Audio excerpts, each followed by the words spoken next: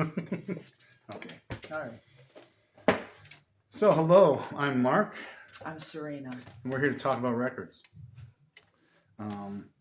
We each brought a record that means something to us, and we're going to just talk about what it means to us, why it's a cool record, why you should listen to it, and we'll start with you.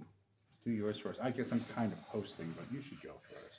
Well, I wouldn't say this is my ultimate. No, but it's just a record that you appreciate, a record that's good. You asked me that, and I was looking very quickly after work. Okay, yeah, you don't have to qualify. Okay.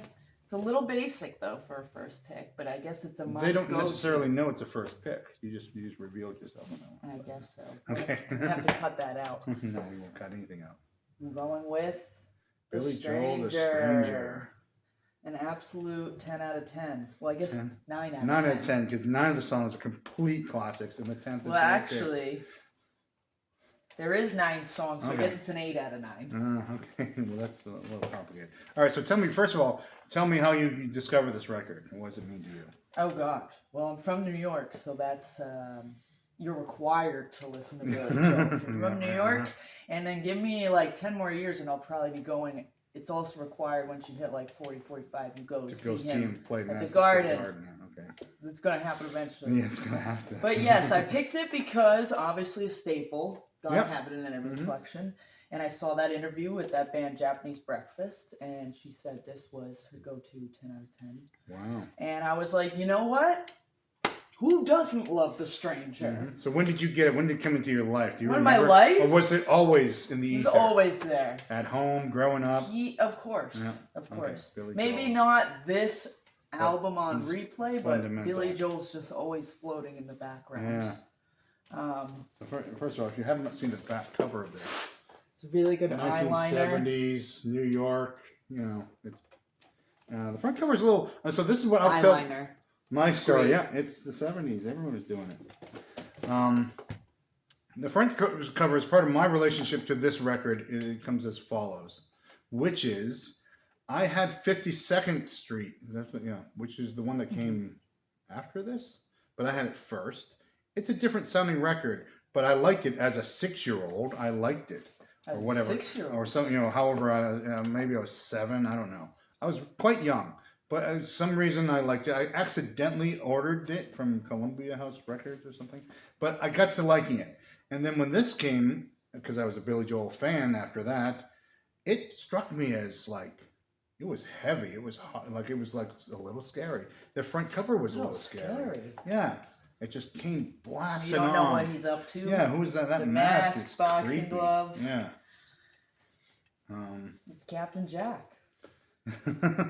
I think Vienna, though, is a song. Once everybody turns 15, that's like their coming-of-age song. Okay. And I found out, Marc, that he went to go visit his dad in Vienna in 1970, and it's of the song, Take It As You Will, but it's about growing up and cherishing getting old. But he got the idea because he saw an old lady sweeping in Vienna, and he was like, oh, I feel so bad. And the dad was like, no. She's being productive. She's doing something.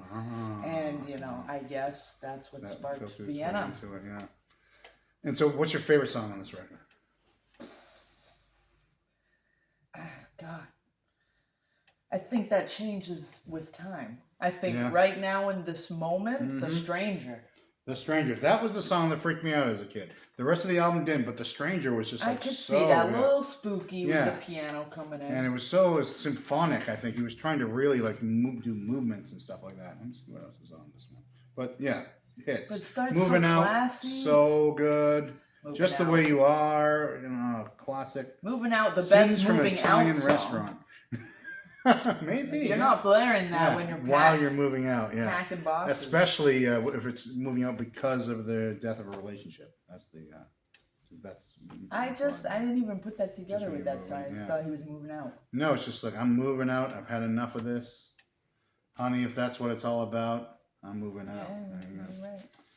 All right, so I'm going to talk about my pick for today. This one is a little less common. It's Rockpile's Seconds of Pleasure. So, a little double entendre in the name, because there's a clock here somewhere on the cover. Seconds meaning seconds of pleasure, and seconds meaning a second serving. You know. All right. Well, you really thought deep into this. That's not me. I said deep into it. Yeah. So it's a super group. But people filled of people you don't necessarily. Yeah. Super group. So Nick Lowe, songwriter, producer. Brinsley Schwartz was his first I group. didn't know he was in Rockpile. Yep. Brinsley Schwartz was his first group. Then he went on to be a producer for like Elvis Costello, of course, and Dave Edmunds. And Dave Edmunds is in this band. So he and Dave Edmunds would collaborate, but they never were in a band together. And they decided to make a band. Dave Edmunds, who previously had hits with his cover of I Hear You Knocking. So this was I Hear You Knocking, but you can't come in. You've heard it. Okay. But it's a cover of a 50s song. And this actually has a 50s cover on it too. Well, it has a Chuck Berry cover, Oh What a Thrill. Oh. And the Teacher Teacher is actually a cover of an early song. Teacher, teach me love. So, and this is so it's a hodgepodge of songs, but, so what does this mean to me? I'm a big Nick Lowe fan. I'm a moderate Dave Edmunds fan. But also 1979, 1980, rockabilly revival or rock and roll revival, especially in British music. The same thing the Pretenders came out of. So you had that punk rock thing, and you had the new wave, which is kind of related to punk in that just throw out the old stuff. But then there was this kind of rockabilly revival and rock and roll revival, of which Dave Edmunds and Nick Lowe were kind of part of. Like, the Everly Brothers are cool. This actually came with a second little. Cool. Well, this came with it, and this copy doesn't have it. It came with a second little 45 with 4 Everly Brothers covers, with Dave Edmunds and Nick Lowe doing them together with the harmonies. He just loved them. Yep. So it's bringing back rock and roll in that way. They have the outfits. Their tour dates on the back of the record. How cool is that? Oh, that's great. I didn't even notice that. But other members of the supergroup are Terry Williams on drums. He went on to play for Dire Straits. And Billy Broomer on guitar and vocals. I can't remember who. He was in one of those British bands of the 70s. I'm just spacing it right now. But he was a star. This is that look. You know, the 80s begun. This is, this came out in 1980. It's copyright 1980. But these are, they're giving birth to the 80s here on this record. All the things. I like how they own their dad's, their dad's selves. Look. Yeah, right, yeah. Well, they're not that, Nick Lowe was great from a young age. Okay, but he always has a dad look. But everyone looked like dads in the 70s. I like how everyone just dressed casual. Yeah, you could be a rock star and look like that. Showed up with a flannel and a Yankee jersey. Yep, and that was all it took. And that's if you look at the early MTV, also, Yeah. And everybody looked different too. But everyone's just dressing however they wanted to. There was no. All right, so I think this was a success. You did give up that this was our first attempt at doing this. We're going to do another one, I think. So we might be wearing the same clothes and another one you see at another time. But thanks for watching, and we'll talk to you soon. See you later.